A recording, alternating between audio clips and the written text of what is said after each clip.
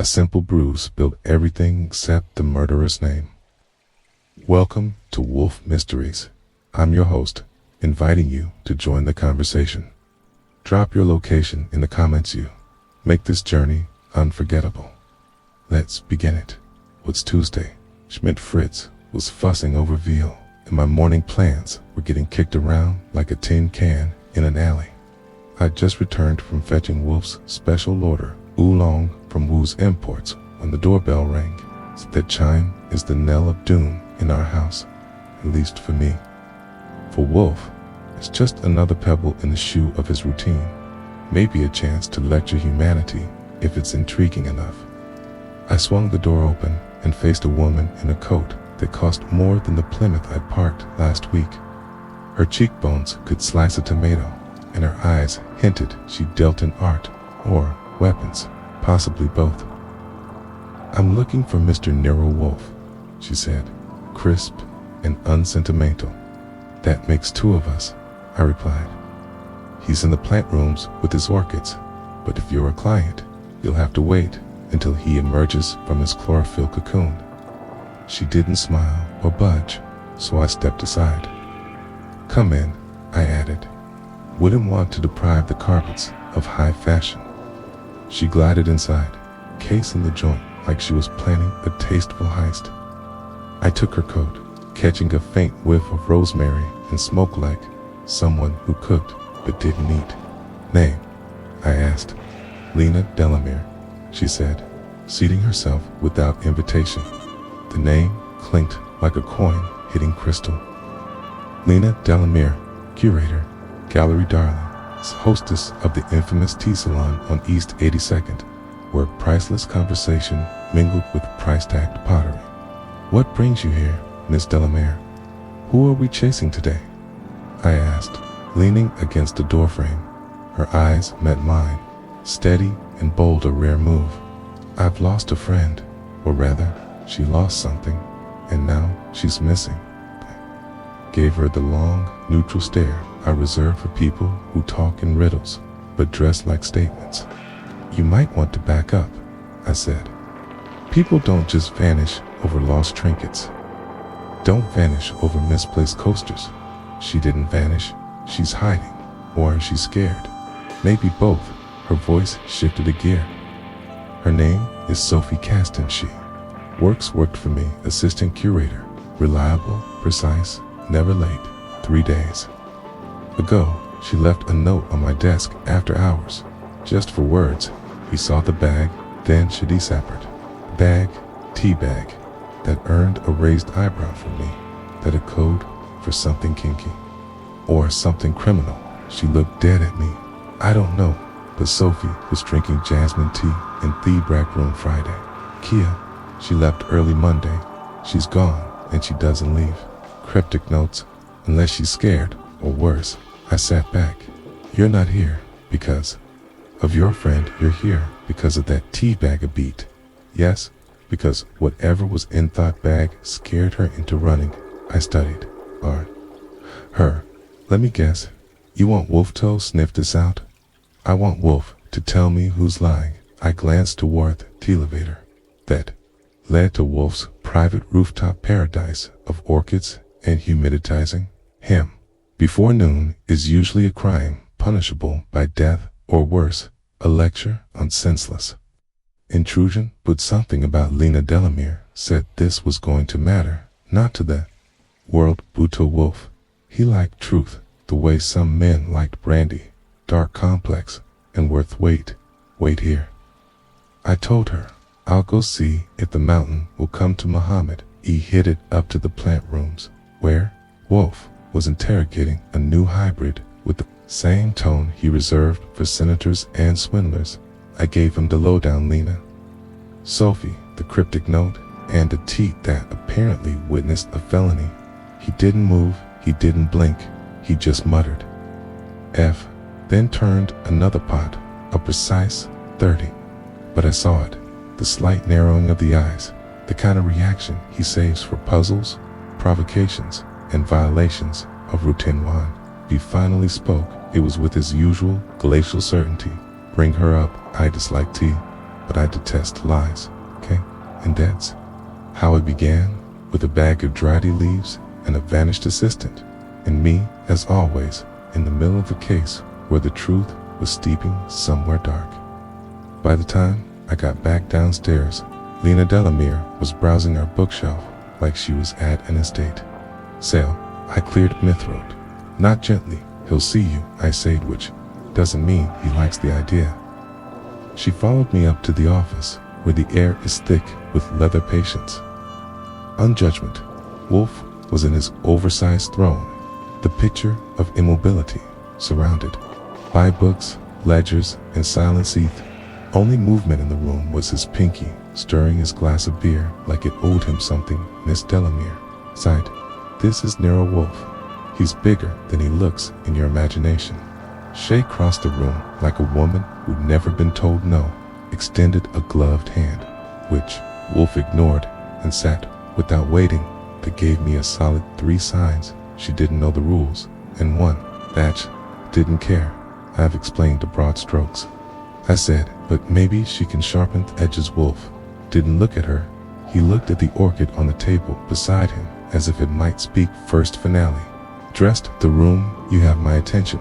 Miss Delamere, a rare commodities. Pinned it wisely, she leaned forward as I told Mr. Goodwin. My assistant Sophie cast it, vanished after leaving a note on my desk. Forwards, he saw the bag. I didn't understand it. Still don't. But I know. Sophie. She wouldn't write a cryptic note unless something frightened her. Something involving someone she couldn't name. You said she vanished, Wolfe said. That's specific. She didn't come in Monday or Tuesday. She hasn't answered calls. No one's seen her. I went to her apartment last night. Her landlord let me in. The place was untouched. Her coat, wallet, keys are there, but she's not. And the police, I haven't called them. Wolfe closed his eyes briefly. Why not? Because if Sophie's in hiding, there's a reason she doesn't want to be found by just anyone. And if she's in danger, I need someone who won't knock at every door like a drum major. I need precision. Wolfe's eyes opened. Flattery whilst my time continued. She took a breath. The tea bag, I believe it matters. Friday evening, I saw Sophie in the break room. She had made a cup of tea, jasmine. I think we just wrapped auxiliary board meeting. Very contentious. 3 of the board members were still in the building. Sophie Haddix said, too confidential. Meeting notes. She'd been cataloging archival pieces, including a Ming Dynasty scroll that had questions around provenance. That's one. I found the note. You'd think she saw something or heard something. I said, you'd think someone saw her seeing something. Wolfe steepled his fingers. Who are these board members? Zane Merrick, our gallery's financial director, Agnes, Cren co-founder, and a woman named Ivy Quillen, an appraiser who's been circling the gallery with suspicious intensity. All 3 were in the building Friday evening. All had access and motives. Motives for what I asked. She paused. We've had quiet concerns about forgery, a potential plant among the acquisitions. That raised Wolfe's eyebrows, which is like watching a mountain twitch. He gestured toward his notebook, and I took the hint, grabbing it off his desk and opening to a clean page. Names. He said, spellings. She gathered them. I wrote. Then she added, and there's one more name. Called her Ames. Sophie Sex, a fellow curator. They parted badly 6 months ago. He still drops by. He'd know where she'd run or why. Wolfe sighed through his nose. Miss Delamere, you suspect for people, including a former paramour, of instigating a disappearance involving a teacup, a cryptic note, and an undocumented forgery, and you wish me to disentangle this in silence from this chair. She nodded once. Yes, that's exactly what I want. He considered her. Then, with deliberate grace, rang the desk bell. Once Fritz peered like a summoned spirit praying. Tea. Wolfe, said Jasmine. Fritz hesitated. Wolfe nodded. Fritz vanished. And Wolfe turned to me. Archie assembled dossier on these individuals. Find Sophie Caston's current whereabouts and locate the bag. I want the bag. The tea bag. Yes, the tea bag. If it exists, it is the only object in this narrative not corrupted by motive that makes it invaluable. Is it so we're taking the case? No, Wolfe said. I am tolerating its existence. Mr. Lemire stood to brushing a speck of imagined dust from her sleeve. I'll expect updates. You may expect nothing, Wolfe, replied May. Hope she left the room like smoke, leaving a room swift-scented and slightly charged. I turned to Wolfe. You believe her? I believe she is afraid for what this might reveal, which makes her useful, not honest. He looked at the door. The brownstone is now contaminated. We must proceed. By Wednesday morning, the case had taken up residence in the brownstone like an unwelcome guest with too much luggage. Wolfe, of course, hadn't left his chair and had no intention of doing so, but he had a list of names, which meant I had a list of errands first. On my itinerary was Zane Merrick, the gallery's financial director, according to Lena's notes and the background check I had saw run overnight. Zane was clean on paper and slick in person. He managed the gallery's budget like a magician manages a deck of cards. Too fast for anyone to really follow. His office was in a sleek building on Fifth Avenue, all glass walls and silence. I introduced myself as a privé consultant, handling a matter related to the cast. And disappearance is a fancy way of saying I was sniffing around and hoped he'd bark Zane. Merrick looked like the kind of guy who bought expensive watches and then made sure you knew it early. 40's polished hairnet, a wrinkle on his tailored navy suit. Sophie Caston, he said after I dropped her name and watched his pupils twitch. She's not missing. She's just freelancing in her own time. Interesting, I said. Did she freelance right after leaving you a cryptic note about someone seeing a tea bag? He blinked too slow. I don't know anything about that. Then you wouldn't mind telling me where you were? Friday evening, he leaned back in his ergonomic throne and smiled like he'd practiced it in the gallery's accounting room, alone, working on Q2 audits. I left around 10 o'clock. Sophie was still here when I went. That was something Lena had said. Sophie left early. You see anyone else? Agnes Camthro? Briefly, Ivy was in the East Wing cataloging some inventory, but no Treely. I thanked him and left filing. Zane, underprofessionally, slick, personally shifty. He hadn't asked who hired me. That either meant he knew or didn't want to. Next up, Agnes Trent, co-founder of the gallery. 80 years old, hard of hearing, and reputedly sharper than a gallery, nailed her Upper West Side apartment. Had the feel of a retired jungle. Velvet couches, hanging ferns, African masks, and a grandfather clock that ticked like it. Mid-business, she served me coffee from a silver set and looked at me with the cool confidence of someone who'd already survived her obituary being printed by mistake. Sophie's a lovely girl, she said. Too good for this business, really. Always knew where things belonged, even if others didn't. You'd think Cindy moved something they shouldn't have. I asked. She stirred her coffee. I know it. Zane's been playing fast and loose with acquisitions. Ivy appraises whatever he hands her. Calderemes has been sniffing around again. Bad sign. I raised an eyebrow. You think Sophie got in the middle of something? Agnes took a slow sip.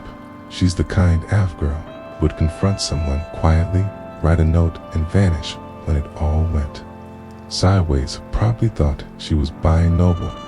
That's always the dangerous kind. Were you there? Friday evening, she know Daddy stayed late. I had an argument with Zane. I left around 7 o'clock. Sophie was still there. So now, two suspects had both placed Sophie at the gallery after she supposedly left early. Either Lenas Mori was slipping, or someone was fogging the timeline from Agnes. I walked 15 blocks in one lifetime to Ivy Quillen's loft in Soho. Ivy answered the door in yoga pants and a black tunic, looking like someone who curated both art and her own Instagram. Her loft was thorough in that gallery way. White walls, metal furniture, no soul. I introduced myself and mentioned Sophie. She didn't flinch, but her voice got flatter than a cold pancake. Sophie's missing since when Mende left a note Friday night. For words he saw the bag. She gave a polite smile with no teeth, sound like a fortune cookie. I watched her eyes. You were at the gallery Friday night? Yes. I was reviewing the Ming scrolls. Lena asked me to check the inventory. Chain against standard procedure, you see. Sophie, a glimpse around 6. She was upset, rattled it. Say why? That made 3 versions of her emotional state: calm, noble, and upset. I asked, what do you know about Cedar Reams? More than I want to. She said he's charming until he's cornered, then he's venom in a suit. Interesting. Let that hang. Then tossed one more into the fire. Any idea what she meant by the bag? No, but this time her mouth said no. How? Her fingers clenched the mug, just a hair tighter. I added Ivy to the list of people who had too many answers.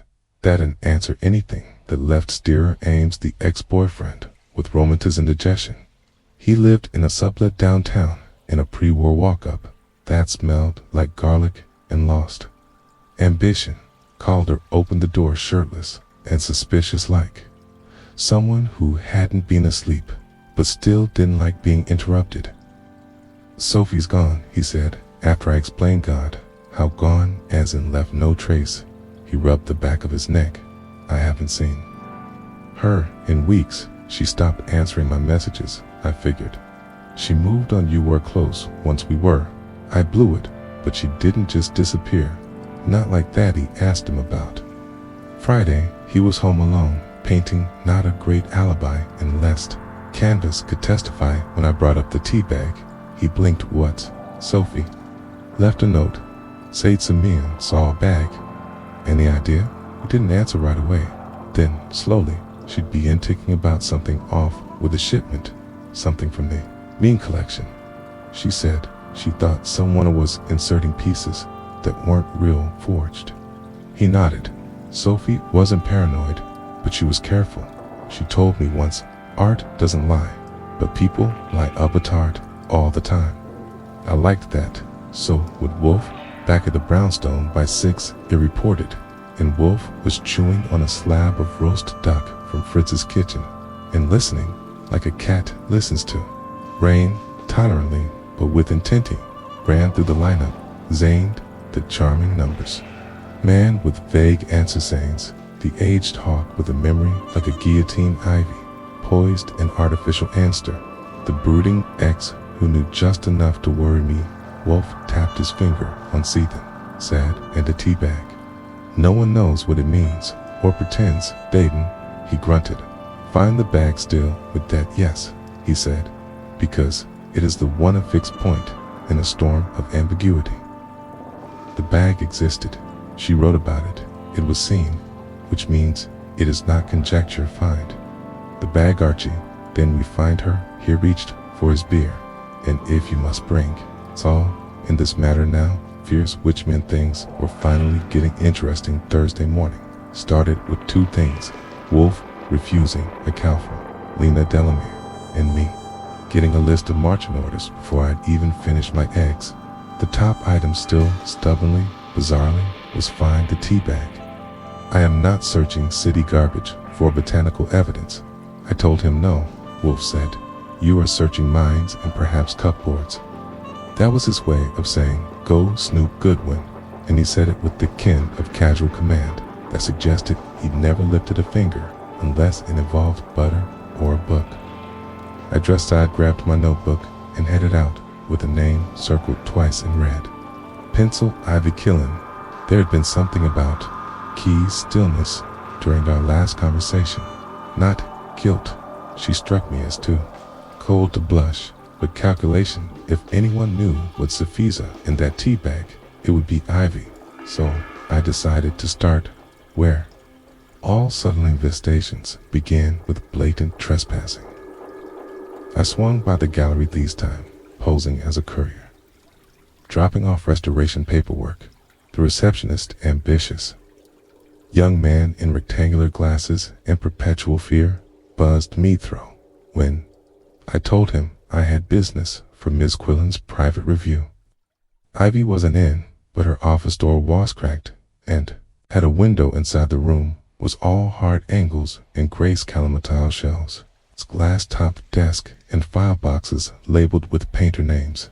In accession codes on her desk sat a ceramic cup, still faintly stained inside, and next to it, in a glass dish, was oust. Jasmine tea bag, dried out intact. I did what any self-respecting detective will do. I bagged it with a tissue and dropped it in a small sample pouch I carry for situations that call for evidence collection or illicit lunch storage. Then I slipped out, nodded at the receptionist, and exited before anyone noticed Ivy's brew had walked off. I phoned Wolfe from the street. "You? Have I asked?" "Yes." "Dried used and unglamorous, bring it, and don't touch it again," which meant it was going under his microscope, not metaphorically, literally, back at the brownstone. I handed it off. He barely looked up. "It may contain oils," he murmured, placing it on a petri dish like it was a fab egg residue. "Perhaps more. What exactly do you think it tells us?" "That it existed," Wolfe said, "and that it was left behind intentionally, a message unwrapped." Now, back to Sophie. "Where is she?" That's when I called. "Saul Panzer, Eve." "Don't know Saul. You've never needed someone who can shadow a man through Penn Station during rush hour and still tell you what brand of cigarettes he smokes. He's the best in the business, and even Wolfe defers to him on the rare occasions. He admits needing a second mind. I gave Saul everything. We had Saul's last known address, her haunts, and the possible names she might reach out to. He said he'd start digging quietly by nightfall. I had one more Namido visit on my own. Sophie's downstairs neighbor, a grad student named Leia, would me a favor after. I had once helped her recover a missing cat and a missing boyfriend, both of whom were found behind. Rent Leia met me in the hallway of Sophie's building, twisting her hands. "Ina, pretend." "I'm not nervous," gesture. She was tense. Leia said, "The last time I saw her, she came home Friday night late. Stayed in all weekend." I heard her pacing. "Did she say anything?" "She told me not to open the door if someone named Zane came around. That was something." "Did he know Butamion? Else did a woman?" "Monday morning, banged hard, sounded angry. You see her know just heels, sharp ones, fast walk. I think she took something from under Sophie's door." "After what kind of something?" Leia paused. "A small envelope she left. With it, I filed that under suspicious behavior, number 27. I thanked her and dropped." Wolfe aligned with the update. His reply: "Return. I have examined the bag back at the brownstone." He was seated as always, but with a curious glow in his eyes. Not joy, heaven forbid, but interest. "Archie," he said, "this dear bag is not just jasmine." He held up a slide under the light. "It contains trace elements of saffron, expensive, rarely used in prepackaged teas. Fritz confirmed me that's culinary grade, not infusional." This was doctored. "You're saying some Unetta purred with her tea?" "I'm saying someone inserted a message into it. Saffron is invisible in that amount, but Carrie sent Sophie would have noticed it was a signal. Someone left that for her, or she left it for someone else. That change at stakes." The teague wasn't just a metaphor. It was a literal message, the way spies used to pass notes in books or write on shirt cuffs. Wolfe stood, or Thor shifted, and summoned me to the globe, where he kept his rare teas. Only one other person would know to use saffron as a marker. "Lena Delamere, you think Lena left the bag?" "No, I think Lena found it, knew what it meant, and lied," she said. "Sophie drank tea Friday night, but if this was left behind in Ivy's office, Sophie never drank it. For Lena, no. For whoever came next, Ivy Zane, someone, and now she's missing." He nodded. "Someone discovered the Masagan thirsted there, which means Sophie either ran me or was made to disappear." He nodded, then said the words I had hoped to avoid for one more day. "Call Inspector Kramer." I made the call. Kramerto.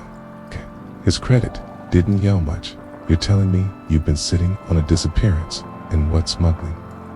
T acts around like contraband. She left a note, Kramer said. Someone saw the bag. Wolf thinks it was a signal and that someone found it first. You have proof? We have saffron food. That's Wolf's line. He hung up. That's how you know Kramer's interested. Doesn't bother insulting you first that evening. Saul called. She's alive, hissed Sophie. I found her. We're East Orange Friend's place. She's scared Butch will talk. I called. Wolf, she's been found. I said, should I bring her and not speak to her alone? Ask only what matters. We don't spook the deer. So I drove out of East Orange and found Sophie in a dim apartment with floral wallpaper and tension in the air thick enough to trip on. She looked pale but lucid. She opened the door and looked at me like she'd been expecting someone else.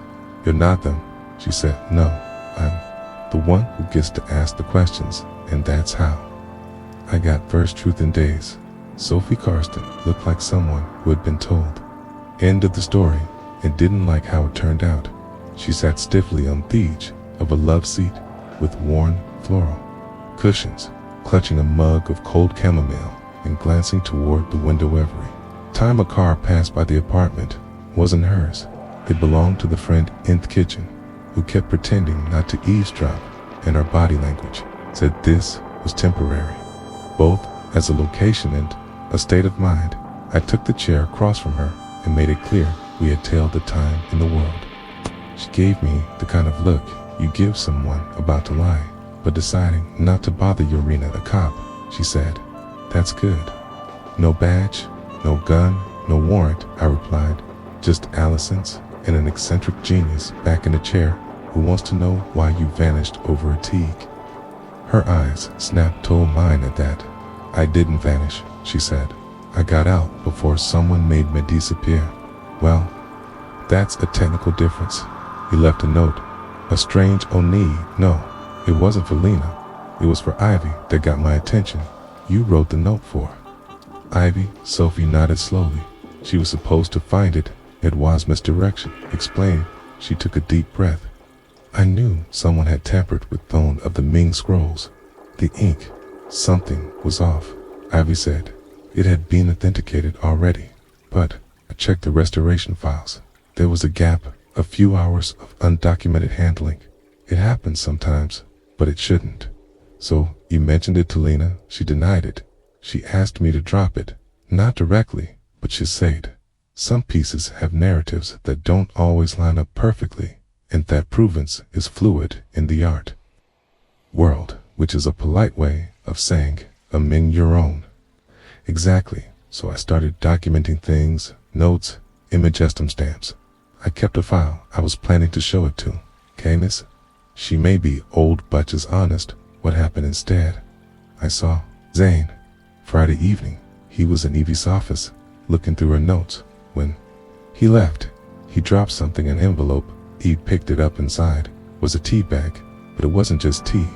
It smelled like saffron, which isn't standard in break room blends. No, she said, and I recognized the scent. Beck says Lena uses it in one of her custom blends at her salon events. It's her signature. So you thought Lena had left it as a sign? I thought she'd sent it as a warning or a code. She and talked once about ways people used to pass notes and tea back in old political salons in London. Hidden messages, scents, things like that. I figured she wasteling me. Someone was onto me. But now, you think Zane left it? I don't know anymore. Maybe Lena planted it. Maybe Zane stole it from her. Maybe Ivy was the target. All I know is someone saw that I had it. Who? She hesitated. I think called her your ex. She nodded. He came by that night. Uninvited. Said he was worried, but he saw the bag.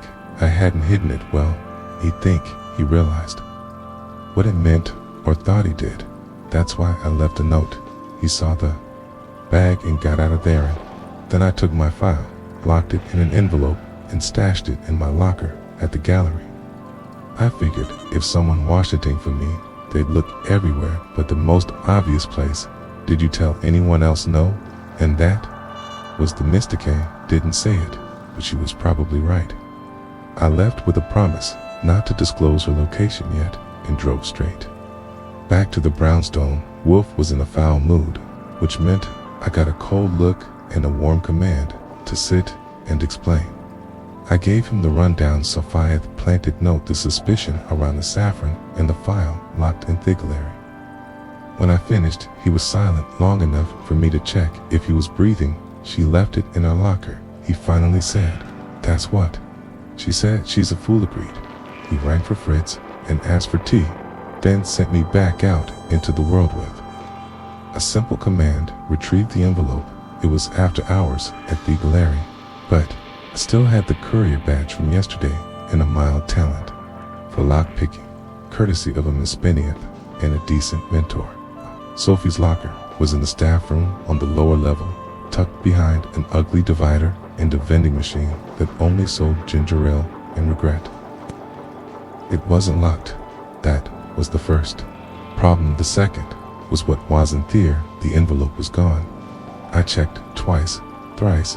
I even went through the adjacent lockers in case she'd fudged the location. Nothing, no file, no envelopino tea leaves. Back at the brownstone, Wolfe took the news with the composure of a man hearing someone mispronounce.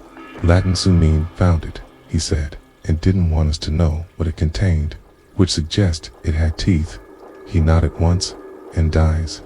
The next morning, I received a package addressed to Wolfe No. Return address, postmarked Midtown. Inside was a single sheet of paper, a scanned image, grainy, low, race of a restoration Chartoni of the Ming scrolls, annotated in red. But only one note was legible. A single word, circled, substituted. Wolfe didn't blink. This is a warning from Sophie Nafram, the person who took the file, telling us to stop, that we know enough. He looked at the envelope again. There were 2 creases on the flap, horizontal bends, like it had been opened and closed by someone in a hurry. Then something caught my eye. A faint smudge near the seal. He held it to the light. Not ink. Lipstick. A sharp burgundy, half faded, like Simiana. He'd licked the edge before sealing it. Thigh turned too. Wolfe, guess who wears lipstick like this? He didn't answer. He'd have to Ivy Quillen by Friday morning. The case was starting to wear grooves into the brownstone's usual calm. Wolfe had refused all visitors and all breakfast, conversation, and Fritz Wastp towing around the kitchen like we were in mourning. I'd laid the scanned document out for him, again substituted it. Read the lipstick trace on the envelope, the missing file. He stared at it like it had personally insulted his orchids. This confirms what I suspected. Wolfe said finally. A substitution. What's made someone replace Agenu's scroll with a forgery, and then someone else tried to bury the evidence more than one someone. I said. Ivy took the envelope. Zane probably left Didiak. Calder might have spotted the whole thing. Lena's lying about something. Gainswell, she's probably knitting an alibi as we speak. Foy. Wolfe muttered, which meant he agreed. That's when the doorbell rang. I answered it, half expecting Inspector Kramer and his cigar to barge in like an underpaid participant. I found Panzer. He stepped inside, shook off the cold, and handed me a small manila envelope. No return address. He said it was taped to my car window this morning. Thought you'd want it intact. I brought it in too. Wolfe, who opened it delicately, inside was a photo, an 810 glossy, professionally printed. It showed a woman standing in front of a storage unit. She was mid-sentence, mouth open, eyes sharp, her hand held clipboard, and next to her, partially visible, was the Ming scroll, the genuine one. Wolfe studied it for a long moment. That's Ivy, I said. Indeed, and this image was never meant to exist. Then who took it? That, Wolfe said, is the only useful question. Find the photographer. It was Saul who made the connection. He remembered the angle from a job 6 months back when he'd followed Aguilera's assistant to the same location, a private art storage facility in Midtown. Secure, camera-free, and mostly cash-based, the kind of place people used when they didn't want provenance, just possession. So I paid it a visit, under the guise of collecting a restored insulation frame, courtesy of a fake invoice I whipped up with Saul's help. EGOT, a peek at their registry. Ivy had been in and out several times in the last 2 months. One entry stood out the Friday before. Sophie vanished, but more interesting was Ho had signed her and not Ivy herself. Zane Merrick, I called. Wolfe from the corner of 45th and Lex. Zane signed her in, I told him. Ivy Friday night. Then he now's possibly helped, or he's being blackmailed. Same result. Wolfe said, Returnal must position the pieces. This is nearly ripened when I got back. Wolfe was setting the board, metaphorically and otherwise. He had laid out dossier, my notes, the photo, the scan scroll charted, dictated a summons list to me, as if here were inviting them to tea instead of suspicion. Ivy, Quillen, Zane, Merrick, Linnet, Lemire, Agnes, Trent, Calder, Ames, recalling Agathary. Indeed, Wolfe said, but not yet one more thread. That's when the trespasser pant I had stepped into the kitchen to pour Fritz and myself a celebratory glass of root beer. We don't drink on teacup, but bubbles helped the thinking, and when came back, Wolfe was staring at Thekla on the desk. It was open. He hadn't opened it. The saffron jar was missing. Eat it. Like a cold slap. Wolfe's teas are sacred. No one touches that globe but him, asterisk. Fritz and me, and I hadn't, which meant someone had been inside Thebronstone recently, quietly, and they had taken exactly one thing. A jar of Saffronti's envelope was lipstick.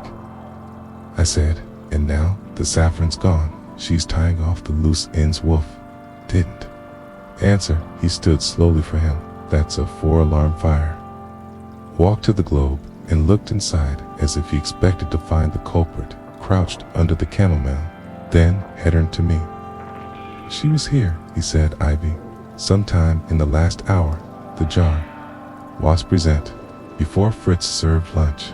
I called Saul. He answered on the second ring, already on it. I didn't ask how he knew. That's Saul. Instead, I checked the front door locks. They were intact, no scratches, which meant Ivy or someone had a key, a copy. I returned to Wolfe. She has success. She has fear, he corrected. She is attempting to erase the trail. He paused then, said something I'd only heard once before, called the police. That meant one thing, the game was ending, but the final card hadn't been played yet. That night as Wolfe chewed through a pork loin, and I scribbled timelines on a yellow legal pad. Saul called again.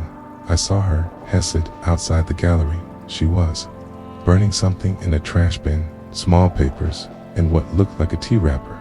Could you recover anything? She flooded it. Wolfe heard this and scowled. We'll make her regret that we had what we needed. A lie about the bag, a stolen file, a forged scroll, and a jar of saffron gone missing from a brownstone when no one's supposed to enter.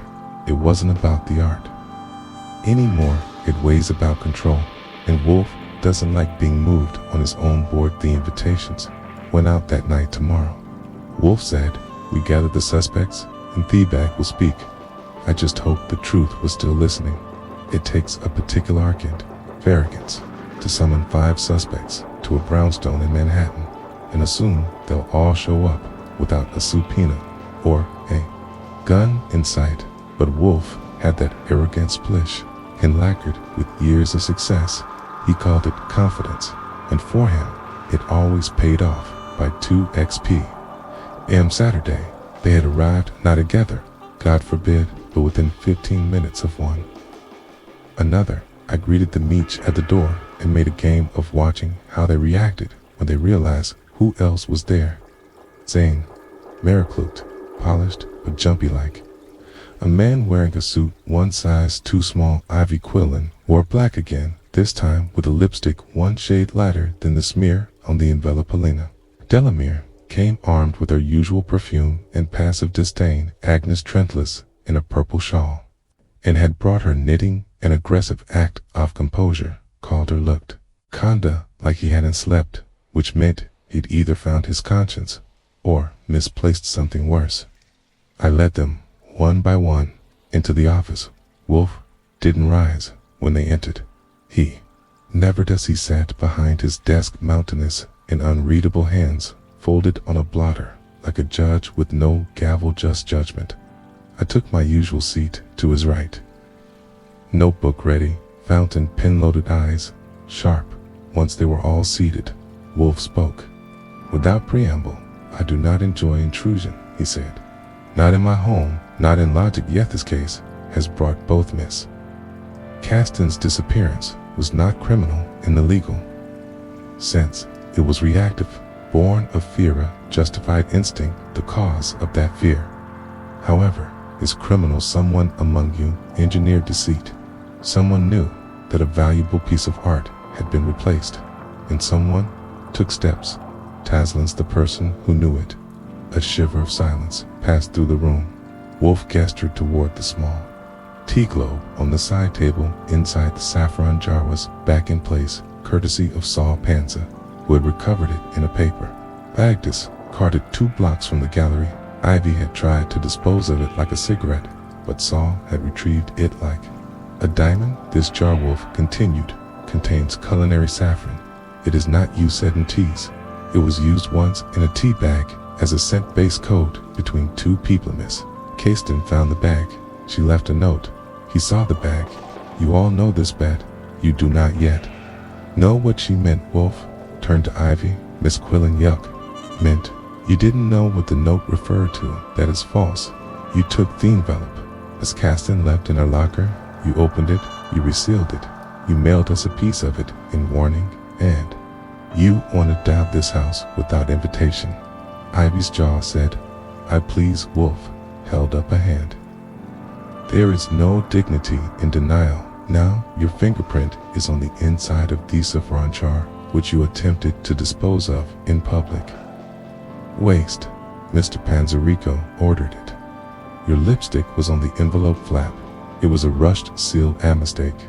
Zane shifted in his chair, then looked at her, visibly rattled. "You broke in. I retrieved what she should never have had," Ivy said, a low, hard whisper. "Y'all know why?" Wolfe gave a faint smile. "Yes, because you are both part of it. Thefforgery." He turned to Zane. "Mr. Merrick, you signed Miss Quillen into the storage of Facility, where the original scroll was kept. You replaced it with the forgery. She braced the fake and certified it." "That's not true. Don't lie, Agnes," Trent said. Suddenly, everyone turned. Wolfe inclined his head. "You knew?" Agnes nodded, her voice firm. "I suspected. Evie's appraisal came too quickly. Zane's records had a discrepancy, just a few hours. But I know his style." Sophie came to me with questions. She had proof. It told her to hold off confronting anyone until we had everything in writing. But she acted too fast. She trusted Lena. Wolfe said. Lena, who had said nothing, yet crossed her legs and looked straight at Wolfe. "She trusted me, yes," she said. "Booty didn't leave that teague. Someone else did, Ivy. I imagine, hoping Sophie would think it was from me. Coded a warning, but it backfired. Sophie thought it meant danger. She bolted. She was right to run," Wolfe said. "Miss Caston Farrachet, be silence." So she disappeared, leaving breadcrumb, hoping the person who found it would understand. She underestimated how many eyes were already watching. He looked at Calder. "Ames, you were the only one who saw her with the bag. You may not have known what it was, but you knew it mattered." Calder shook his head slowly. "I thought it was another of Lena's little tea experiments. Didn't realize what it meant until later. Then she was gone, and you didn't tell anyone." He looked down. "I didn't want to make it worse. Your cowardice helped conceal a crime," Wolfe said, "but not enough." He leaned back. "The forgery is the route, but the concealment, the theft of evidence, the intimidation, that is where the rot spread." No one spoke. Then Wolfe said, "Miss Quillen, you forged the appraisal and tried to destroy the evidence. Mr. Merrick, you arranged the swap. Miss Delamere, You lied to protect the reputation of your glory. Mr. Ames, you withheld knowledge out of misplaced guilt only, as Trent acted with any measure of integrity, however limited by patience. He gestured to me. Archie will turn over the evidence to Inspector Kramer. I expect you'll all be hearing from the district attorney. Mr. Merrick, your financial logs are already compromised, Miss Quillen. The false appraisal alone constitutes fraud. Your fate, as it were, is sealed. I looked across the room. Eva was stiff as stone. Zane was crumbling like a weak old cross. Lena showed no reaction, which meant her mind was already doing PR math. Agnes was knitting again. Calder looked like he wanted to disappear, or confess, or sleep. Maybe all three. Wolfe reached for his beer and said, "You may go." One by one, they filed out. No one spoke, no one protested. They just left quietly, like shadows. At sunrise, the door closed behind the last of them. Wolfe exhaled slowly and said, "The trouble with art is that it imitates more than life. It imitates ambition." Fritz appeared, as if summoned by moral closure, and announced that dinner would be served. Wolfe nodded. I turned to him. "You know, for a man who hates tea, you just solved a case with one." He lifted his glass. "Even ladies can speak, Archie. One must only listen properly. If you'd ever wanted to see 5 people trying not to blink under the weight of their own secrets, Saturday afternoon in Nero Wolfe's office would have been the place to do it." But Section 7 was just that review, the warm-up before the real game started. Wolfe had delivered his preliminary deductions, and now it wastes time for the slow, surgical unpeeling.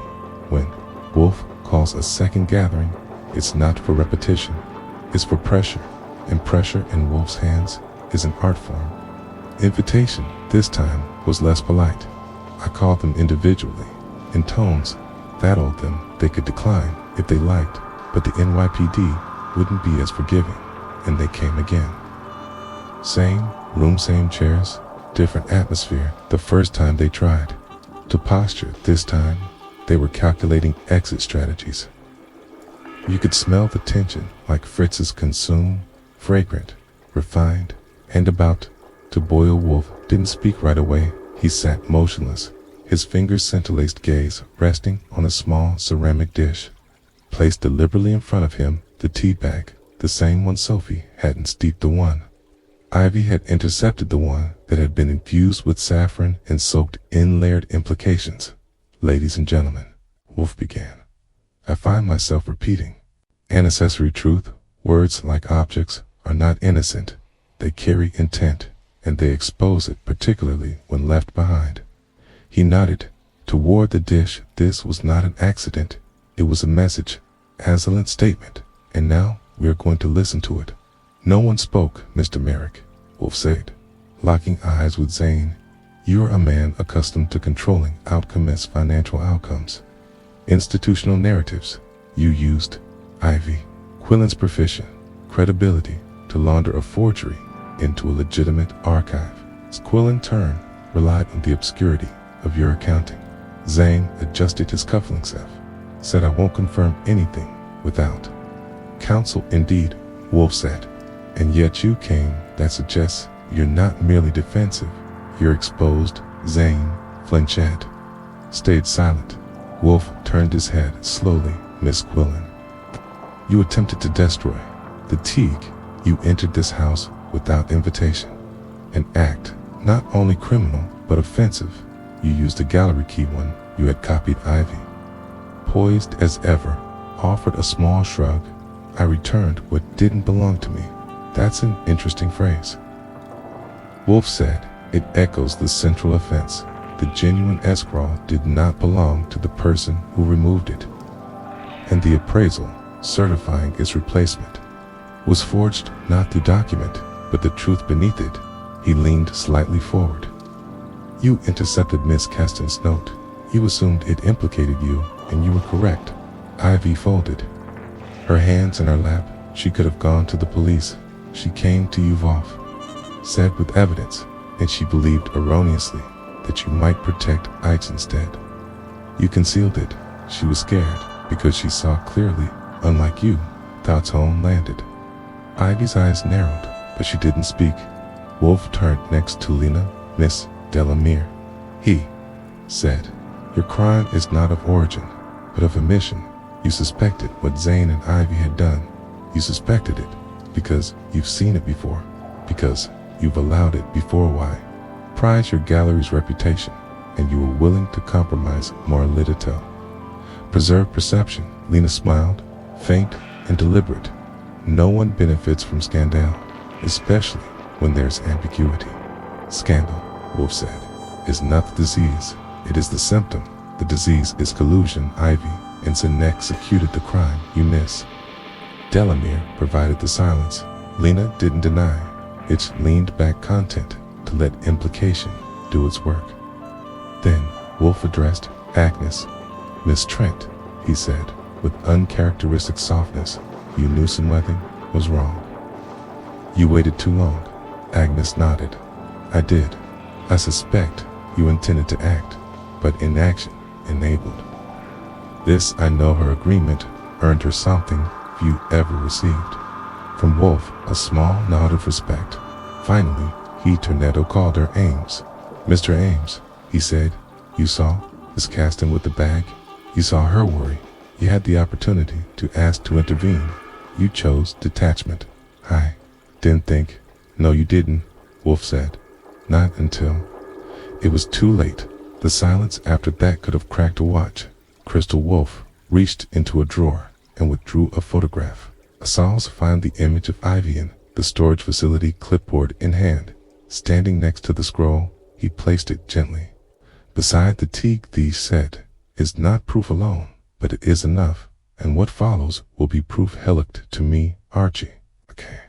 I stood and opened a second folder. It contained Saul's Final Flourish printed email transcripts and scanned shipping logs. Wolfe had waited to unveil. Damn, these, I said, laying them out, showed that the genuine scroll was moved twice, once to Ivy's private storage, then again to a collector in Zurich. Under a Fowles lot number, the shipping forms list Merrick Consulting as the broker. Ivy's name appears once as an artistic liaison. I paused to enjoy the mix of expressions. CV stiff, Zane, sweating, Lena, unreadable, colder, guilty. Agnes, still. We also found digital deletions in the gallery's shared network, all from Ivy's iPads. Wolfe took a breath. The scroll is gone, but the evidence of its passage is not, nor is the intent behind it. The teacup was Sophie's signal. She feared Samion had seen her knowledge that fear was justified. He leaned back again. Yo, 5 were not summoned for justice. That is not mine to give you. We're summoned for clarity. Each of you took part in a deception, actively or passively. That deception ends here. I looked around their room.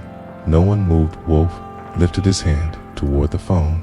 I will now inform Inspector Kramer of the findings. If you wish to leave before he arrives, you might suspect he'll know where to find you. He didn't raise his voice. He didn't need to. Zane stood first and walked out with his head down. I followed him, her steps sharp and deliberate. Lena stayed Longina, to say nothing with a look. Cydia muttered an apology to no one in particular, and vanished. Agnes remained seated when the room was quiet again. Wolfe looked at the tea bag one last time and said, so much fuss over a vessel of leaves. Then he rang for Fritz.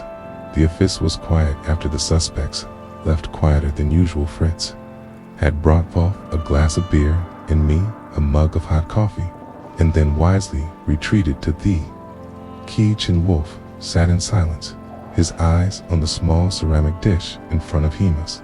If the tea bag might unfurl its final truth with one last steep, I gave him a few minutes. Then I said, you didn't call Kramer. I will. You told them you would immediately. I allowed them to believe it. Wolfe said it served the purpose, which was he looked at me, and I knew the answer. Already pressure. Wolfe didn't need handcuffs or sirens. He dealt in guilt, not persecution. Exposure was his gavel. He peeled the deception open and laid it on the table in front of them, stripped of ceremony. Now they would turn on one. Another whisper leaked lawyer up, and in the end, someone would talk, probably Ivy. She was too refined to rot in a cell still. I had questions, and Wolfe, to his credit, answered them slowly, as if assembling the answers like stones in a wall. Why the teague? I asked. Why would Sophie use that? She didn't. Wolfe said, not as a message. Initially, it was planted by V most likely, but Sophie understood the symbolism. She picked up the thread that, when it became her message, but a tea bag. Wolfe gestured slightly. Sophie and Lena had an old conversation about subversive signals, Victorian salons, the use of scented sachets, politically laced teas. Ty knew this. She weaponized it. She used it to create a false sense of communication, a breadcrumb for Sophie to follow. But Sophie didn't flee because she received the message. She fled because she saw Simeon Elsie her receive. It called her. Wolfe nodded. He's the wild card. I didn't believe he understood specifics, but he knew it mattered.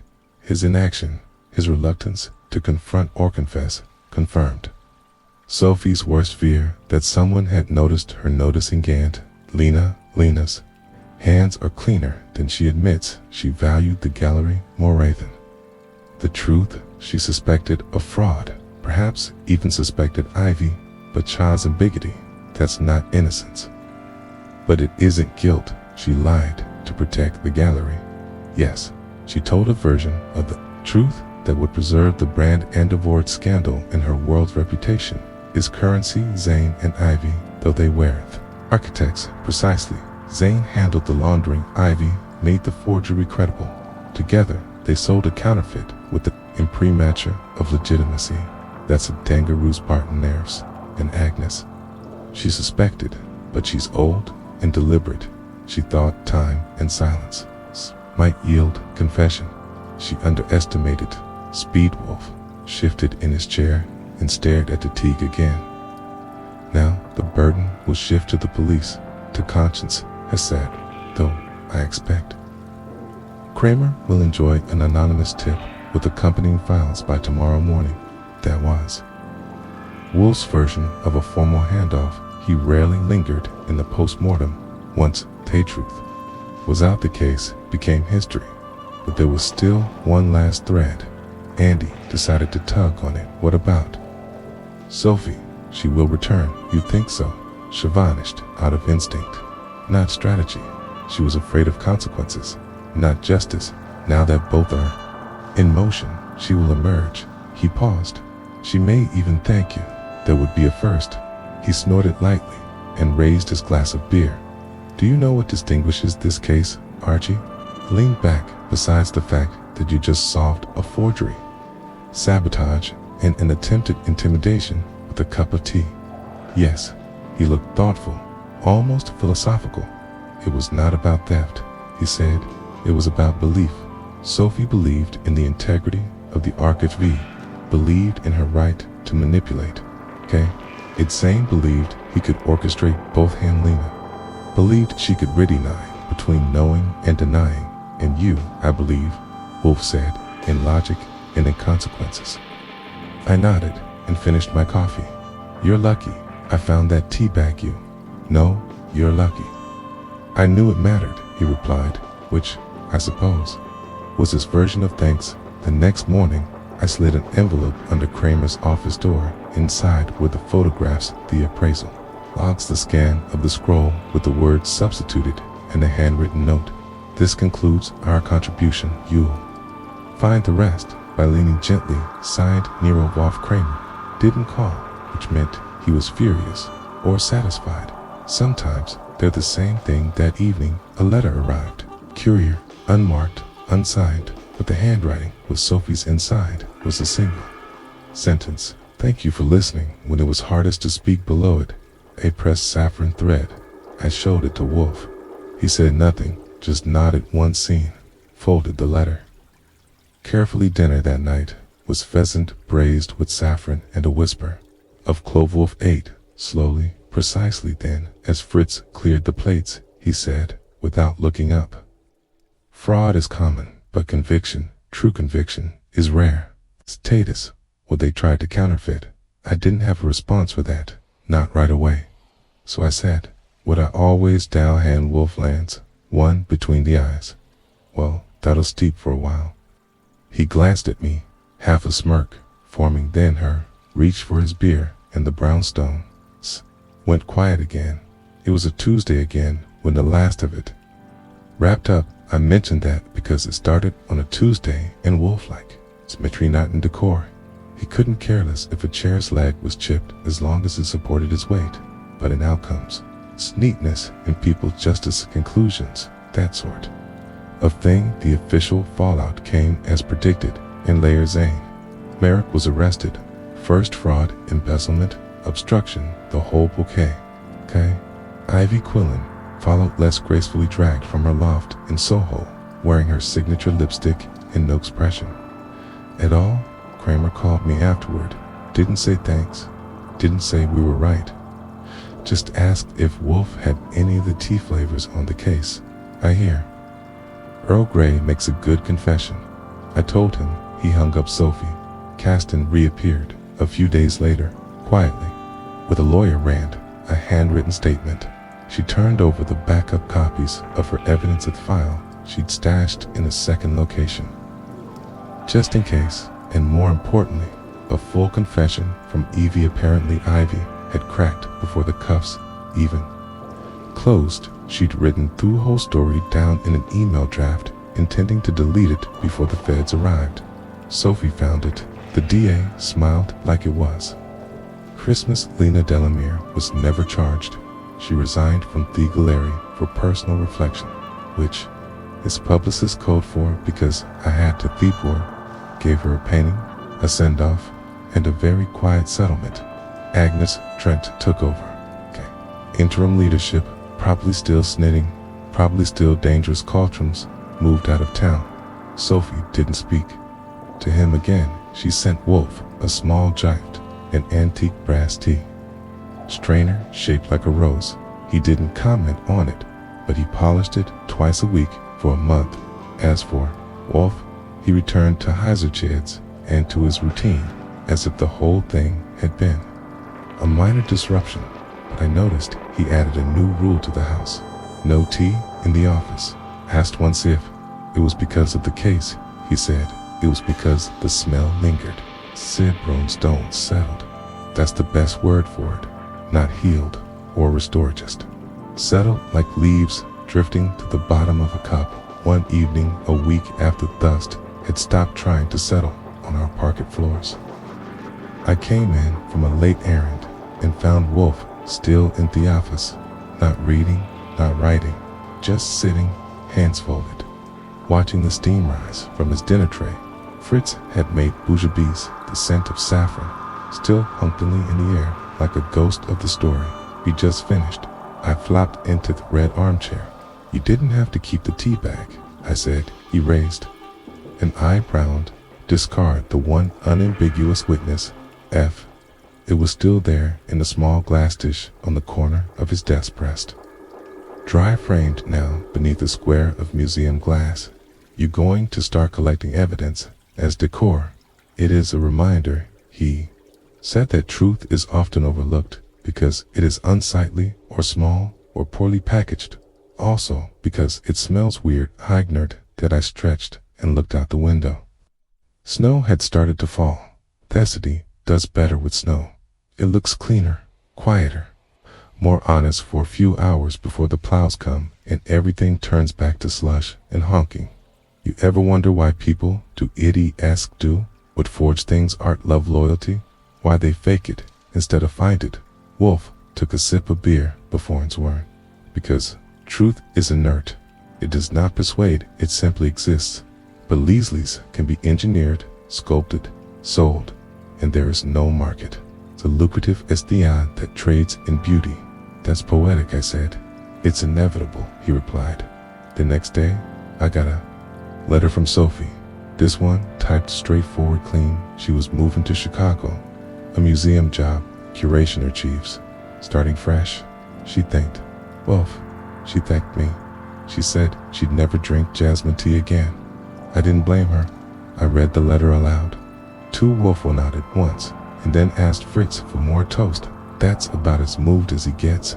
And just like that, it was over Theffertry, the planted bag, the vanished girl, the climbing tension, all David faded into the usual murmur of Wolfe's everyday.